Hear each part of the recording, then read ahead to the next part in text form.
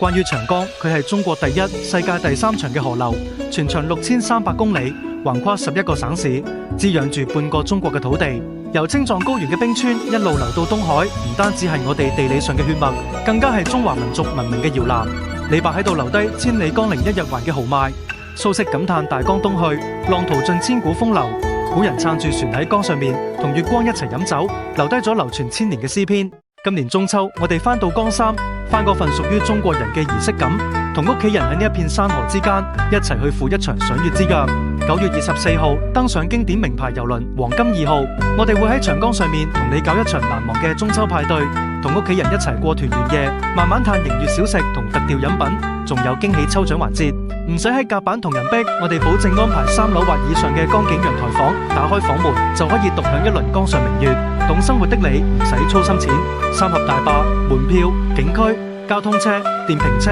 連豐都鬼城門票全部包晒，1毫子都唔使再加，唔使操心體力，連郵輪服務費同行李搬運我哋都包埋。由能落高鐵嗰一刻開始，只需要專心享受呢6日嘅風景。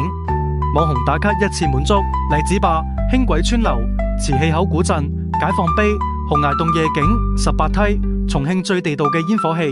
我哋帶能一次過走遍，美食全體驗，酸菜魚、江湖菜、魚燕風味，由岸上食到船上，味蕾都跟住去旅行。能唯一要做嘅就係輕輕鬆鬆享受呢6日嘅寫意時光。